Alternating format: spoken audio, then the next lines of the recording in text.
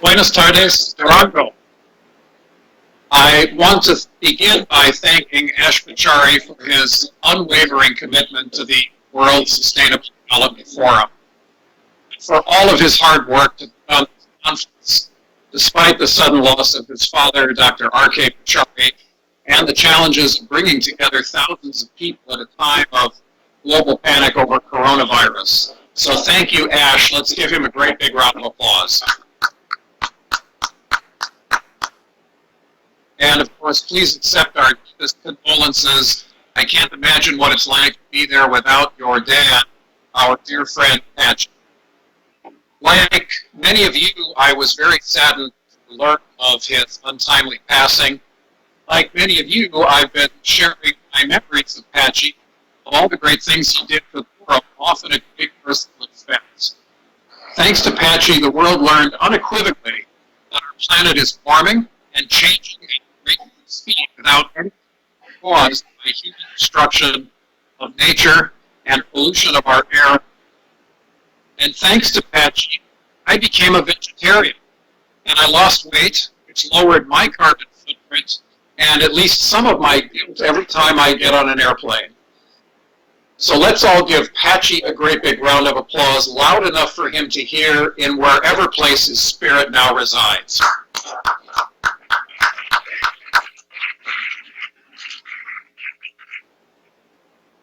When Ash and Patchy asked my advice about the purpose of this forum, I said it had to be focused on solutions to the climate crisis with an emphasis on speed. We all know that by 2050, the world needs to transition to 100% clean, renewable energy and transportation fuels. By 2050, we also need to transform food production to regenerative agriculture. Just a fancy name for the way our parents and our grandparents grew their food, harnessing the power of healthy soil and biomass instead of depending on expensive, polluting petrochemical fertilizers. We also know we need to save about half the planet for nature by 2050, and for the ecosystem services that nature provides all of us. And to provide for 10 billion people by 2050, we need to end the concept of waste. So if we know all of this, and we have 30 years to achieve it, some might say, what's the problem?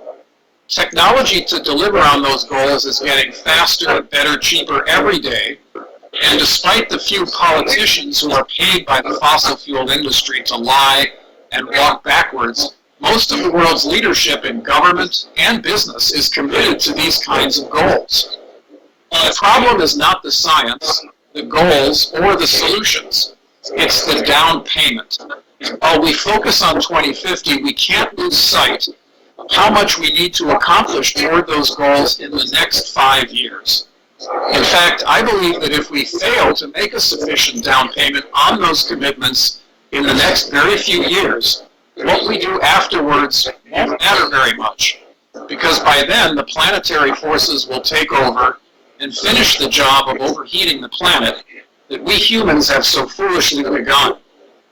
And knowing that 99% of all plant and animal life ever to appear on Earth has served its purpose and disappeared before the arrival of industrial humans, we know the planet does not care if we're here. It will go on without us, perhaps in much better shape. Make no mistake, this isn't a fight to save the planet. This is a fight to save our ability to live healthy, sustainable lives on the planet. So if we all agree that speed is of the essence, what can we do to hasten the deployment of the many solutions that this forum will be talking about this week? In fact, you'll notice I'm sitting right here in the office of Solar Reserve, one of the companies that produces solar thermal energy at nuclear power plant scale. Now, last year, we celebrated Mahatma Gandhi's 150th birthday. So who better to inspire us to a sustainable future than a man who ate very little, walked everywhere, and owned no more than would fit in a small Amazon Prime shipping box with no bubble wrap. And who better to look to for inspiration in a very challenging world than the man who said, the earth provides enough to satisfy everyone's need, but not everyone's greed.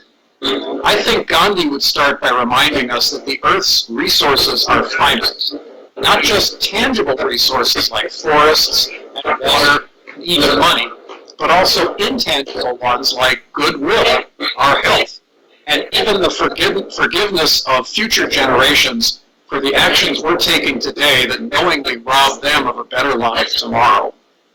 He would repeat something that Pachi taught me, and indeed something they both lived by. My message is my life. Let it be so with each of us. Of course, we are already delivering that message in our own lives with 100 things that each of us probably do already to achieve a sustainable future, like recycling, or using LED light bulbs, or buying carbon credits to offset our travel. But I worry about the short-term decisions we make today that lock in the long-term scary future for our kids. So here are the 3 most important things that I think each of us can do today to keep things from getting even worse decades from now, while we wait for the larger, more important technologies to deliver the future we want. First, don't ever buy or lease another gasoline or diesel-powered car. Whether you drive it or someone else does later, you're locking in 20 years of air pollution and greenhouse gas emissions from the lifetime of that machine. Next, give up eating meat, or at least give up beef. Do it today. I'm serious. Don't go home and face your family and say you care about your kids and you're dedicated to a sustainable future if you're not prepared to make that simple change in your own life. Doing so will make big changes today and will fundamentally change the food industry and our land use patterns for the future. Even better, follow Gandhi's example and become a vegan. And if you don't think you can do it, or you wonder if it's actually healthy, watch an amazing new documentary called Game Changers, produced by my former boss and good friend Arnold Schwarzenegger and Jim Cameron. It's one of the best documentaries I've seen on any topic, but it shows how we've been explaining the meat industry for decades using the tobacco industry playbook, thinking that we have to have meat in our diets, but how we can dramatically improve our health and the health of the planet by giving up meat, or at least cutting way back, especially beef. And finally, perhaps most important of all, in every election, wherever you live, no excuses, and only for candidates that support meaningful climate action now. Or go run for office yourself. If you don't do one of those 2 things, we're going to get more of the current approach that politicians like America's Trump and Brazil's Bolsonaro and Australia's Scott that have sadly been following. Cutting back environmental protection, taking us backwards on the Paris Agreement. By the way, Leonardo DiCaprio and I met with Donald Trump right after he was elected to persuade him that good environmental and good economic policies are sides of the same coin. He told me and Leo that he does believe in climate change, and he has a plan to address global warming. He said the U.S. can lower the temperature dramatically just by switching from Fahrenheit to Celsius. Actually said, seriously, it's time for big commitments and action from each one of us in our personal and professional lives. It's also too late to just do it. As 16-year-old Swedish climate activist Greta Thunberg has said, we all need to be climate firefighters and rescue those who are still asleep in the burning house. Wake them up. Get them to understand why they too should take at least those 3 steps that I recommended to you. But let's start acting like the house is on fire. Who will be the first to say that I can do with a little less, that our children will have a lot more? Who will be the first to say that my success in life will not only be measured by the number on the bottom of a balance sheet, but by the balance of clean air and clean water and healthy landscapes that I bequeath to my children? And who will be the first to answer the call to action that rang out across the world 6 decades ago when a sane, competent President of the United States challenged us to ask not what your country can do for you, ask what you can do for your country. Well, if today is the day we all understand the urgency of this crisis and the need to make a major down payment on our 2050 goals before it's too late, committing ourselves to act like the house is on fire, then we will be making the most patriotic contribution to our nations and our communities that even President Kennedy or Mahatma Gandhi or R.K. Pachauri could have imagined. And that will be a fitting legacy to all three of them. Thank you very much.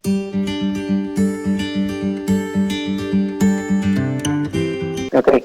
Well, first, I would like to thank you for inviting me to the event. I have to apologize for not being there in person, but wanted to be present at least virtually. I am Fernando Gonzalez. I'm the CEO of Cerro Dominador. Cerro Dominador is a project that combines 100 megawatts of photovoltaic plant with what it is the first concentrated solar plant in Latin America with 110 megawatts.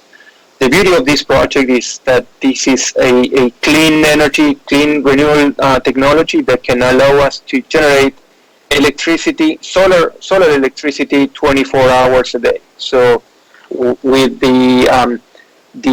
we can do that basically by storing the heat generated during the day in molten salts, so we can use that heat to generate electricity at night. This is a beautiful technology that can be applied in many countries in the world and can help accelerate the deployment of other renewable technologies such as solar photovoltaic and wind.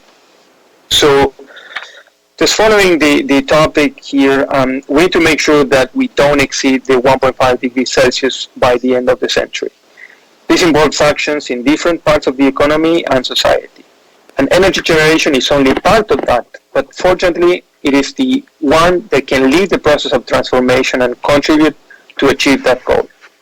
And I would like to start by taking some information and quoting from the UN emissions gap report for 2019. Global investment in renewable energy in 2018 was $273 billion. That is 3 times higher than the investment in coal and gas-fired plants combined. So this is a very positive sign. The second one is the main enabler for the accelerated deployment of renewable energy in the last decade was continued and rapid decline in cost. In most parts of the world today, renewable energy has become the lowest cost source of new power generation. So the key is how to integrate that effectively. So what we see is that in many markets in the world, renewable energy penetration has been very significant. And that is a result of innovation. But when we talk about innovation, that is not just science and technology, which of course has a critical role, but also in regulation and how we do things. So technology innovation doesn't stop. We keep seeing cost reductions in cost of energy day after day, from the design of PV panels, component trackers, and bifacial panels, to batteries, to hydrogen, to advances in CSP. The power industry is redefining itself and is more active than ever. We see research, investigation, and real progress, for example, in the technology that we deploy, the type of fluids we use to store heat, in the design of the receiver or the heliostat. And all of that is resulting in cheaper, clean energy we don't know what the future looks like, but it will be more competitive. So the more we deploy the technology, the more competitive and affordable it becomes. The second part that I mentioned is what I call regulatory and market innovation. It's also part of the solution. In this type of infrastructure projects, it is important to have power purchase agreements or revenue streams going forward. And the way we design that, the way we structure that, has an impact on how fast these technologies are deployed. For example, in Chile, which is a country where we're building our project, the long-term revenue stream is coming through power purchase agreements through auctions. And a few years ago, someone decided to do auctions in hourly blocks, which means that the auction to supply the power was divided into blocks during the day, so it allowed solar photovoltaic technology to be present, which before was not possible. So that resulted in a massive investment in renewable energy and massive reductions in the cost of power in the market. So that's what you can get if you innovate in how you do things. We still have challenges related to management systems based 100% on renewable energy, but the good thing is that those can be addressed today with the knowledge and the technology we have. Each country has its own realities and issues, but I don't think there is an impediment for any country to achieve that. Obviously, these are infrastructure projects that needs to be a minimum of conditions to bring investment into the country, but that's not different than investment in any conventional fossil fuel than renewables. So from my point of view, the most critical aspect is the rule of law. So accelerating the decarbonization, recognizing the specific conditions of each country, can and should be achieved much faster than the current plans. How to do that? By setting ambitious goals. Without specific and unchallenging goals, we won't make it. And goals related to renewable energy had two things that are positive. First is they have good support from the people. And the second is, in most of the countries, it has support by the politicians, by the key political parties. And I think having a support from different parts of the political spectrum is relevant to have policies that can be sustained over time. Renewable energy has also a tremendously positive impact on the environment, on the health of the population living near the plants, on labor, but also on energy independence. When international trade is effective and you rely on foreign fuels to run your system, then you have a problem, that we are seeing some of that happening today with restrictions on trade related to the coronavirus. The sun, the wind doesn't care about that. So you will still have the sun, you will still have the wind resources, and you will not depend on other countries. And at the end of the day, it's cheaper, so it's a good solution. So at this time, this is about goals. Having goals is the first step, but that's not enough. Goals should be followed by adequate, innovative, and country-specific regulations that really foster an accelerated penetration of renewable energy, both flexible and variable.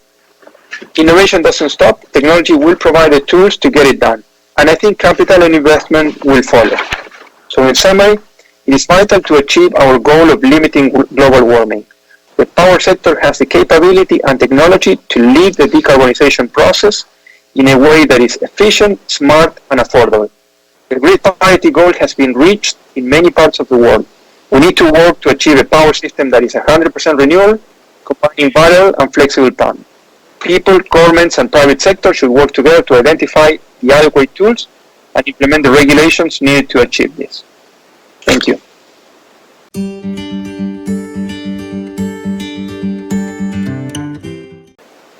Thank you, and I'm very happy to be here. I'm hoping that you will be able to show the slides that I provided. Unfortunately, I'm not able to see the screen from here.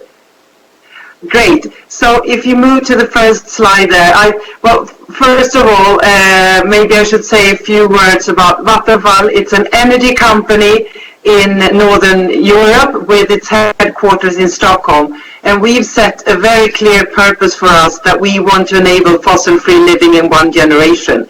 And that when we look at the surrounding world, we see that it's very clear that all parts of society need to adopt and readjust in order to decarbonize. And I think we're all very well aware of the way to decarbonize is to both use energy efficiency a lot, it's to use biofuels, and it's to use electrification.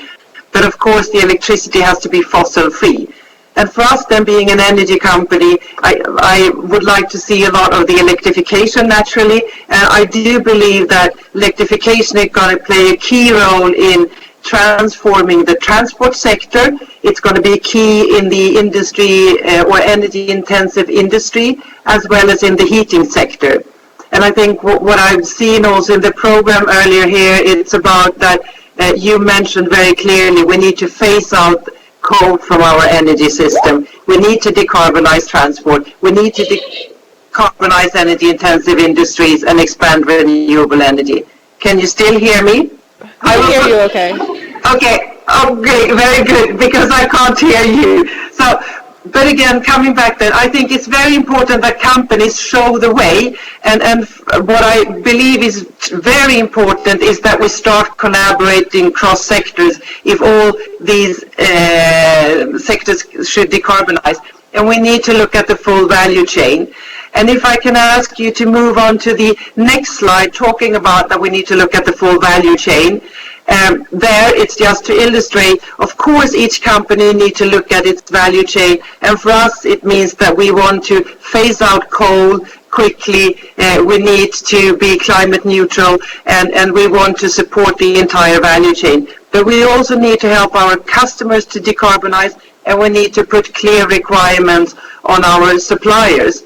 But I would say that that is actually not enough. I think we as companies need to think of where can we contribute and look at where can our competence, our products help other sectors in society to decarbonize.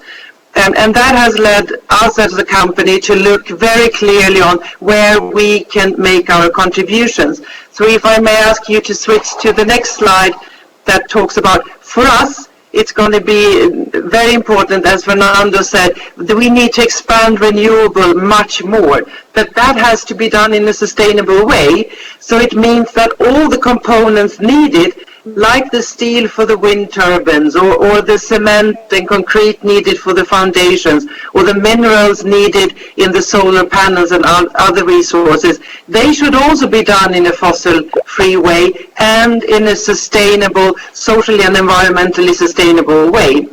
And that has led us then to identify a number of different collaborations, as you can see here. And I could go on forever and discuss it, but maybe we can do it in the dialogue later. But I would like to just mention one example, which is the first one, where we, together with the Swedish mining factory LKAB and the steel factory SSAB, have made a joint venture and then also with support from the Swedish government in order to find a fossil-free steel production.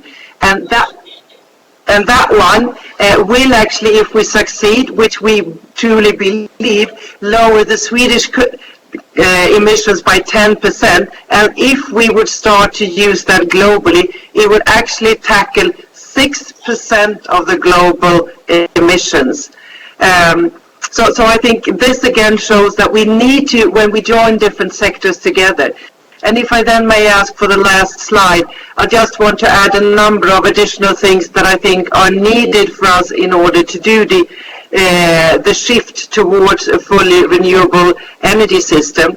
And that means, of course, a lot of new renewable capacity, but we need to ensure we expand the grid enough.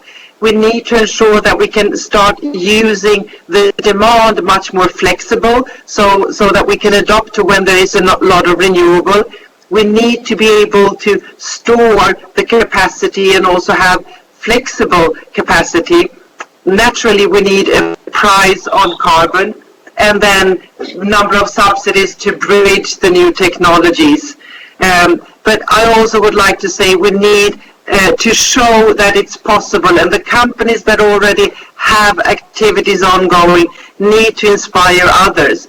And that's why we have joined the initiative initiated by the Indian and the Swedish governments, where they formed the leadership group for an industry transition. And that's where the three companies I just mentioned under the hybrid company, we are there to show that we can go from words and ideas. We already have the pilot plant. It's almost finalized, the building of it, and we count on starting the production fairly soon, and we will be able to sell the first fossil-free fuel around 2027, and that is actually 8 years ahead of the previous planned timeline. So I'm hoping that we as companies can inspire and show that it's possible to do things, but we need to work much more cross sectors in making it happen.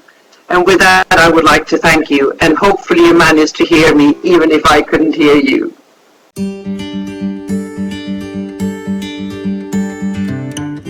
Ladies and gentlemen, when it became clear beginning of February that I would not be able to join in person the second World Sustainable Development Forum, I recorded a brief video. And in that video, I thanked our dear friend, Professor Pachauri, and the organizers for their kind invitation to say a few words about science, technology, innovation for the grand transformation to sustainability in the session entitled Energiewende and Innovation. Most unfortunately, tragic events unfolded in the meantime, and our dear friend Pachi is no more. His momentous achievements, exemplary dedication, and tireless efforts to put the world on the sustainable development pathway, however, are here with us. So in that sense, he is still with us and will provide us advice based on his work on the way forward, despite many challenges ahead.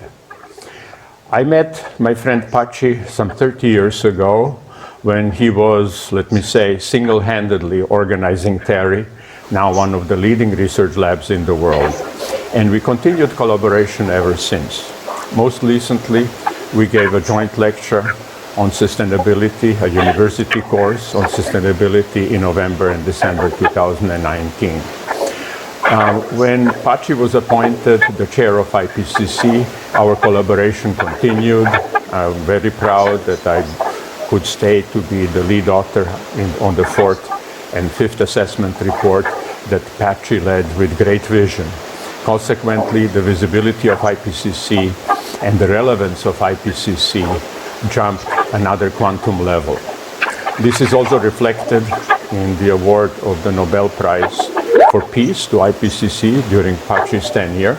And I think that's very commensurate with his great achievements in putting the world on the transformational pathway toward the sustainability. I think this vision is also reflected in the fact that he initiated the World Sustainability Forum. I had the great privilege to participate in the first one just over 2 years ago in Mexico City.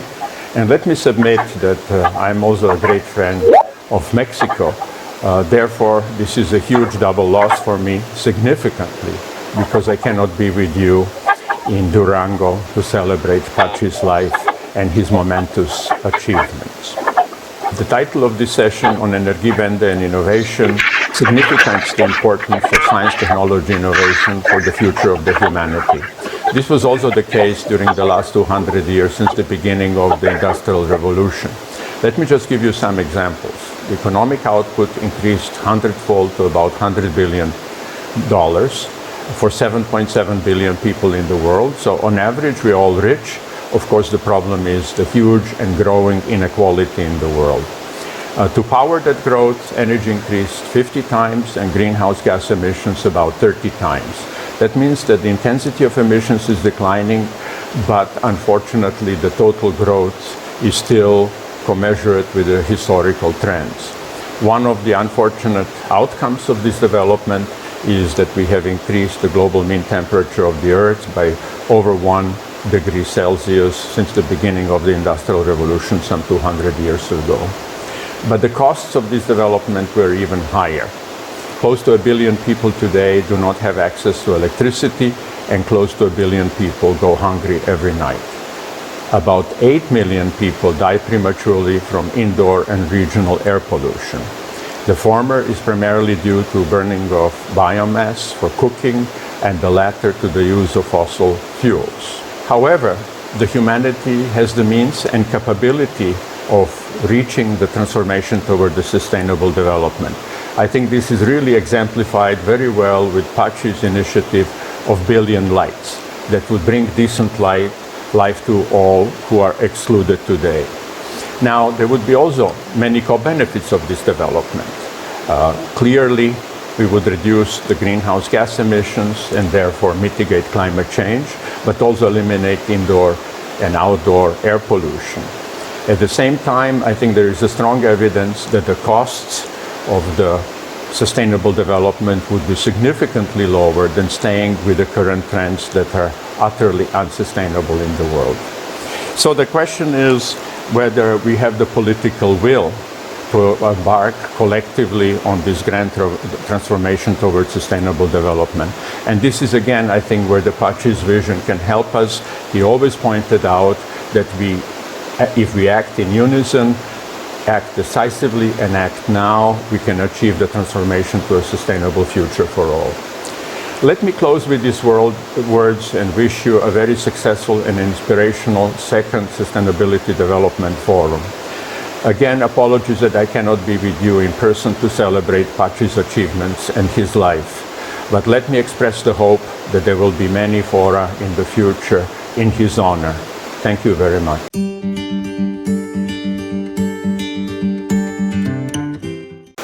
Well, ladies and gentlemen, the youth of the future, talking about the young people in this room, specifically, you have a responsibility to the future, and your presence here is an indication that you are committed.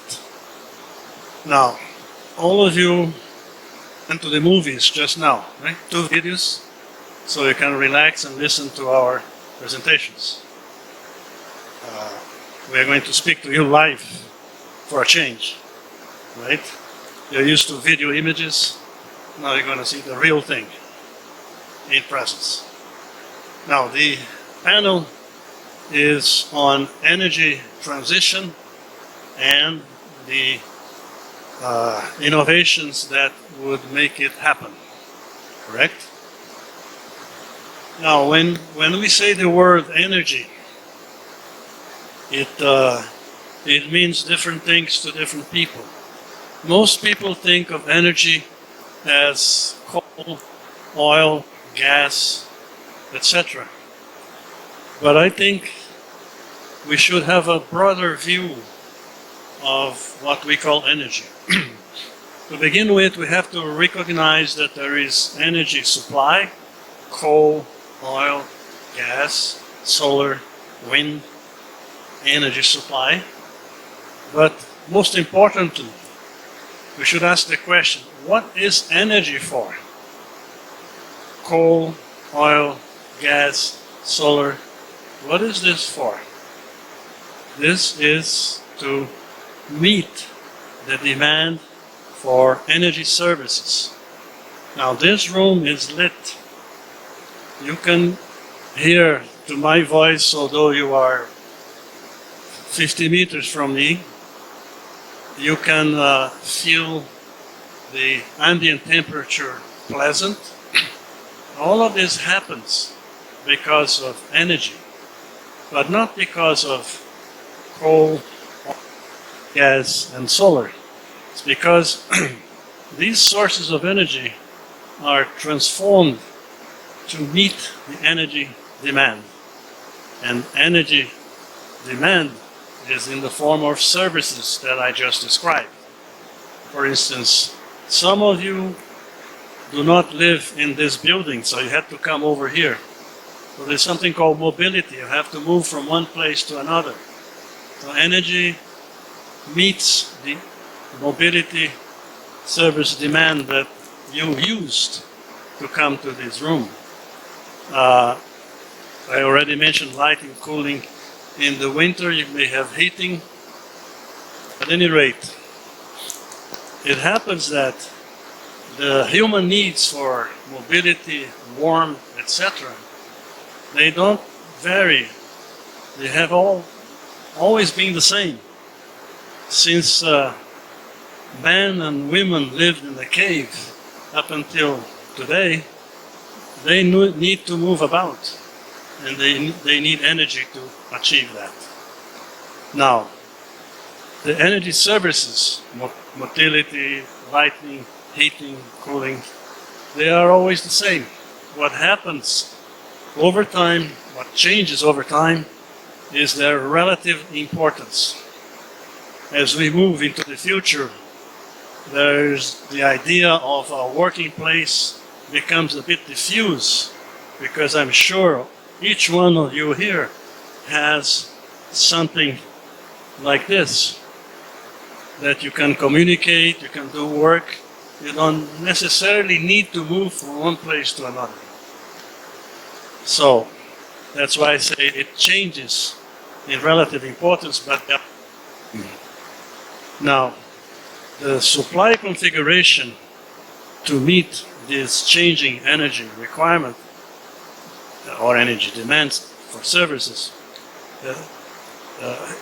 is also changing over time. This pairing of supply and energy service demand varies from the man in the cave until us today. And this is affected by natural forces and by human actions, positive and negative human actions. And this energy transition that we hear as a title for this panel implies both transition of supply and transition in service demand. You know, in energy services demand, such as transportation and the mobility and the other examples I gave. So the innovation to achieve this energy transition, you have to think about what is the meaning of innovation. The word contains nova, which is new, so it means new things, but you could define innovation as to achieve any transition as a new product, a new process, or a new service that is introduced into a given environment. But when you think about any transition and innovation to achieve it, you have to think about the total system, not just a specific technology or a specific energy service demand. Now, in the future, it has happened in the past, but more so in the future, it's very important for stakeholders to participate more intensely in decision making in the area of energy transition and innovation to achieve it at all levels of decision making. When you take the bus to go somewhere, you have an influence to decide what kind of bus we believe is the best for our planet, for our overall, and more locally for our community. So you have a role to play, and often you don't play this role. So I'm encouraging you to think about it and play a more strong role in making these decisions. Now, one particular idea of innovation that is not a product or a process, but is part of the organizing the system, is what I call the sustainability futures and options markets. In other words, you can define an entity called sustainability, and in this case related to energy, and you can have this entity called sustainability traded in markets, so-called futures and options market. Every energy commodity today is traded in futures and options markets. It helps implement, move new ideas into the marketplace through financing the process, and helps for those who invest in it to achieve what is called discovery, or to see things more clearly than in the past. So, to conclude, I would like to say, or to ask the question, what can stakeholders at all levels achieve in consensus building development regarding concrete initiative to respond to the energy transition challenge in the present time of climate change? Now, with his introductory remarks, I would like to invite our remaining two panel members, because the first two already spoke to you in a video conference, to address you, and if time allows, to entertain questions at the end.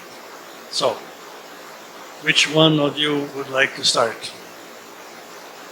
It's already designated that Dr. Shonali Pachauri, Acting Program Director of Transition New Technology and Senior Research Scholar of the Energy Program at IIASA, will address you now. Thank you.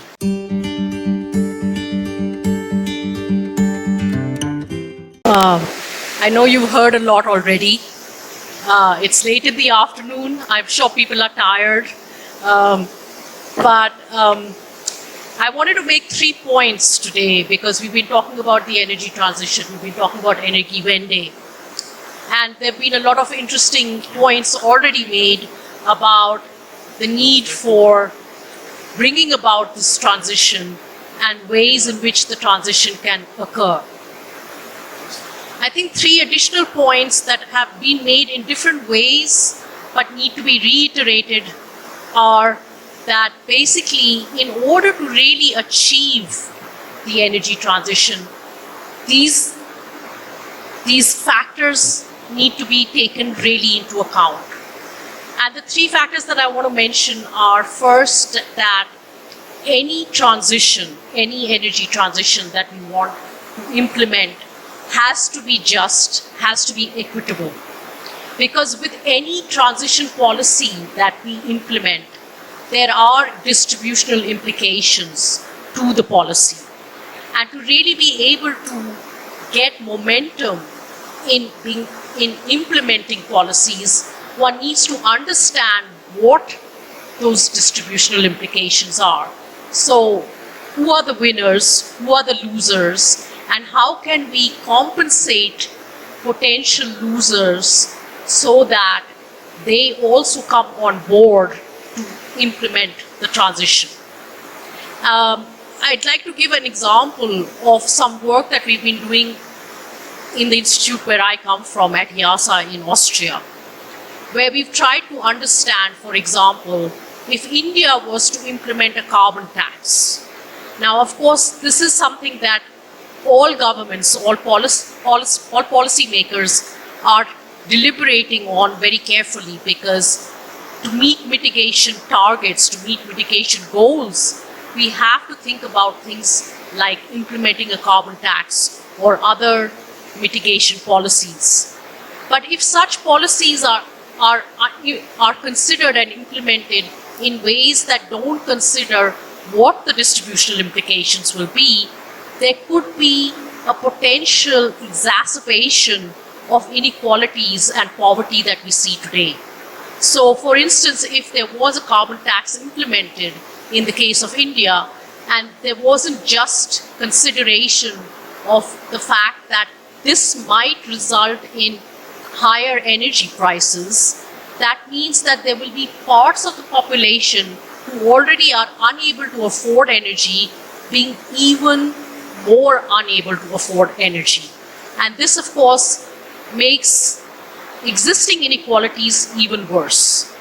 So I think the very first thing that any energy transition needs to be considering is, what are the distributional implications? How can we design policies so that those who might not benefit, who might in fact be suffering as a consequence of the policies, can be protected from potential adverse impacts.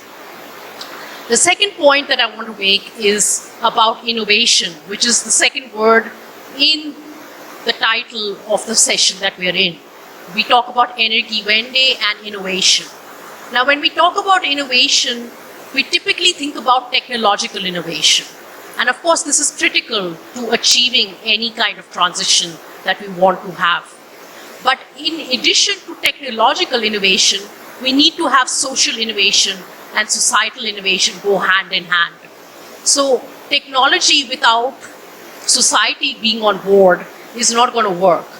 And what we mean by that is that basically when we're talking about innovation, we need to have new ways of lifestyles, new societal practices that really help us achieve the lower footprint, the lower carbon footprint and the lower environmental footprint that we're aiming for. So when we talk about innovation, I think it's critical that we always talk about both the hardware, the technology, but then also the software, which is the people and the lifestyles. And therefore, societal innovation needs to go hand in hand with technological innovation. The third point that I want to make is basically one that has been made already earlier in previous sessions as well, but I think can definitely be reiterated. And that is that when we're talking about energy transitions and we're talking about transition policies and practices, these need to be done in a way that really are systemically also looking at the potential for achieving other sustainable development goals. So in other words, talking about energy transitions and carbon mitigation policies without consideration of how these policies and measures matter for other sustainable development goals is not something that we can consider anymore. And what this really means in terms of implementation is that one needs to be doing much more coordinated multi-objective policy designs and policy implementation, where we're talking about coordination not across just sectors, but jurisdictions and also across different actors and stakeholders. So in other words, this makes the job of policymakers more difficult because it's really talking not only about a policy that will affect one sector, but then looking at how that single policy can achieve multiple objectives. So in other words, when we're talking about policies to introduce renewables or energy efficiency, how can we design these policies so that we not only achieve the primary objective of the policy, but also do things like generate new jobs and improve the air quality and improve welfare of people across the board. So I mean, I could elaborate on these 3 points in many, many more words, but I know that we have one more speaker who is still waiting to speak in this session, and then we want to roll over to the next session. So I would just like to iterate that with the energy transition, we really need to keep these 3 points in mind. First, the transition has to be just and equitable. Second, that we really need to be thinking about innovation, not just in terms of technology, but also society and lifestyles. And third, that when we're talking about any transition policies and measures, we really need to be looking at the co-benefits of those policies and measures and avoiding trade-offs in terms of other sustainable development goals. Thank you very much.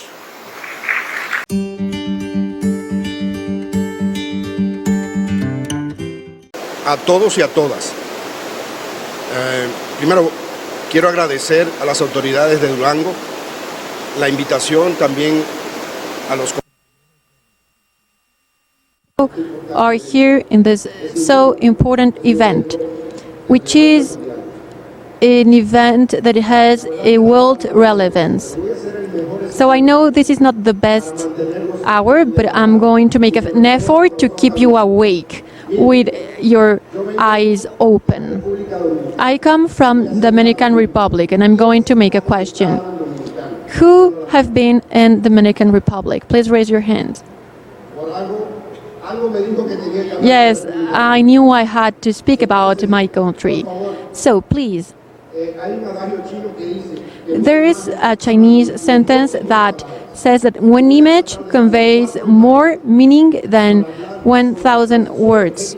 So I'm going to speak about the Dominican Republic energy transition and what we're doing for climate change in our country. Dominican Republic is at the center of the Caribbean. It is the paradise in the Caribbean, and let me tell you why. I need the support of my images for my presentation. Can you please Can we please have my presentation, my images? Okay, let me talk anyway. My country has 48,000 square kilometers. If you take Latin America and the Caribbean, it is composed of 19 countries, 33 countries. So, if you consider Latin America, we have 19 countries. The Dominican Republic is placed at the 17th place. So we are bigger than Salvador and Haiti. However, Dominican Republic is the 9th economy in Latin America. How is that possible? How is possible for such a small country to be so important regarding its economy? That is due to the economic activities done there. Within those economic activities, we have fossil fuels. So the main energy source in my country, since it was created in 1984, up to this day, or at least 10 years ago, 88% of that economy was based on fossil fuels. And up to that moment, when we had climate change, we were very happy. However, it's an issue right now. We have realized, especially after the intensity and frequency of the meteorological phenomena, that the impact of those phenomena was hitting all of the Caribbean countries. In 2017, two of the most powerful hurricanes went through the Caribbean. They didn't hit directly the Dominican Republic, but it costed a big percentage of the GDP of Puerto Rico. We're speaking about more than $80 million. So please just pay attention to it. The Dominican Republic was an economic issue. We're being threatened because of climate change. So we have a saying. We say that we are a very small country in a small island, but we think big. And we think big because that this threat is much bigger than us. And only facing it together with public policies that will maintain the economic development with social policies and environmental policies that need to change in our countries. And our policy regarding environment is changing. Can we please have the presentation? I really want to show some important graphics or diagrams. The first measurement. We have climate change on the Constitution. We have established it in a reform. Climate change has become a constitutional priority. Then we've had the reform that has to do with the National Strategy for Development. The fourth pillar of that strategy is to adapt to climate change and to mitigate its effects, especially at the national level. Not only that subject, it was not only about having it on the Constitution. We have developed our mitigation plans and adaptation to climate change plans.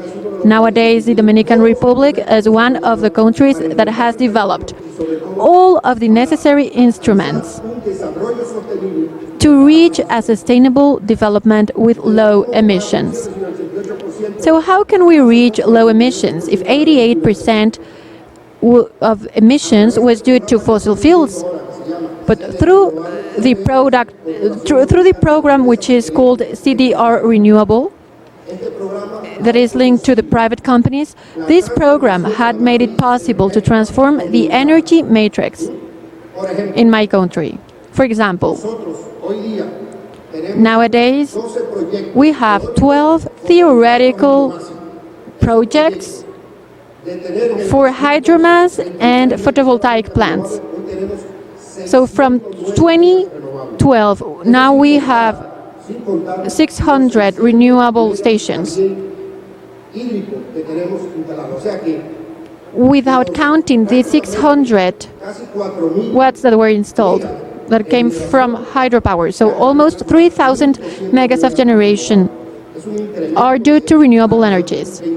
So that's a phenomenon that around 35% of our matrix has this capacity. So from there, we've been working on injecting renewable energies. With this transformation of the part that was based on fossil fuels, but now we're using natural gas. So we went from fossil fuels, but now we are using less fossil fuels. So as a consequence, we have used the renewable energies, and we have also used natural gas, so that's why we have reduced the carbon matrix in the Dominican Republic in just 7 years. This is one of the most important elements to be able to do this energy transition that we needed. But we're not going to stay with that generation park. We have also improved distribution and trade of energy. In this case, the losses when we worked in the government represented 35%. Nowadays, those losses have been reduced to 1% per year. So we have reduced 27% of those losses in just 7 years. We have the purpose to have the 15% of energy. It is another way to contribute to reduce the greenhouse effect gases. We also have an energy efficiency plan, and let me tell you, today's the International Day on Energy Efficiency. So even if many experts say you can reach a 35% with energy efficiency, but let me tell you that in my country, energy efficiency is extremely important from the social point of view as well as from the economic point of view. So we have just changed the light bulbs, the lighting systems, and for example, different devices. We went from an obsolete technology to a modern technology. All of this is part of a package that implements measures against climate change to reduce emissions and to be able to reach sustainable development. Thank you. So that's what I have said before. We are working, that's what the IPCC taught me, and I have a very special affection for Dr. Pachauri. One thing that we learned, even us who are not experts, is how this can be taken and spoken in the academy, in the companies, in the different social groups, and how to have this participation and the solution. So that's something that we need to do. And it's to start from the individual part and the collective part, from every person to the full society and the politicians who make important decisions and people who work in the governments. A very interesting point. We did the first inventory of the greenhouse effect gases for one sector.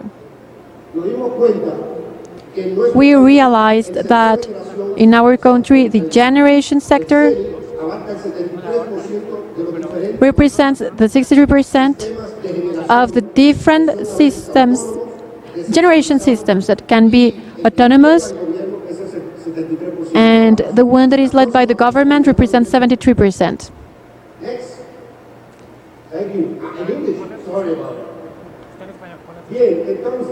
So, the emissions, well, there we have the absolute values. If the economy grows, emissions grow, obviously. What we want to decrease is the carbon intensity of emissions. If you check it out, since 25 to 2019, we've implemented, the emissions have increased by 16%, more or less. Now, 2010, 2015, and 2019. The carbon intensity hasn't increased at the same pace or rate as the absolute values. We have 26% between 2005 and 2015, but only 6% between 2015 and 2019. This is due to the fact that we are using renewable energies that have increased by 20. We are producing more energy, but less dirty energy. Just to sum it up. And those bars, the mixture of fuels that is being lost. So that's the program for renewable energies. We have launched it in 2017. These are the next projects in the Dominican Republic. The blue projects are wind power projects. The yellow projects are the solar power projects. And this has been done with the private sector that costed more than $1,000 million with national and international funds. So this is an important market that is doing investment for this energy transaction. Just check out how renewable energies have increased since 2011 to 2020. Just as I said before, we were speaking about the last project for the 600 megas. There we see the carbon intensity of emissions. As you can see it, in 2005 we have that increase of 0.6, and in 2019 we had 0.727. So it's almost 6% of increase.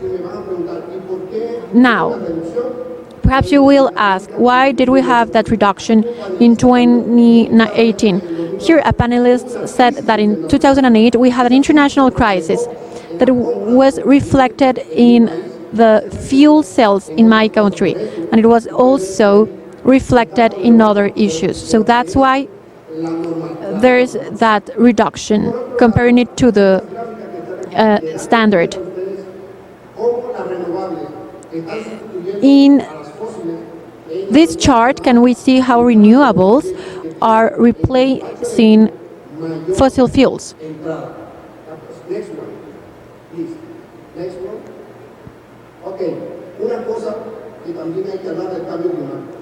We need to speak about climate change that is impacting us on fuel cells, but also on the electrical system that is becoming more vulnerable. In one of the previous presentations, I don't know if you noticed that the director of the World Meteorological Organization spoke about the evolution between 2016 and 2019. If you check out that comparison, the Dominican Republic used 9.66% of hydro plus 4.4% of non-conventional. So this was possible with the renewables. However, in 2019, hydro was reduced to 5.2%, and we had 6.5% for non-conventional. What does it mean? It means that climate change is impacting the generation system, because hydropower is not at its greater capacity, because we don't have as much water as before. So we have some advantages and disadvantages regarding the adaptation to climate change. I'm going to end up with this diagram, but let me tell you that climate change is impacting in a negative way the 44%, so the renewables increased and solar power increased by 50%. If we can increase the renewables participation in 2030 as we have established it,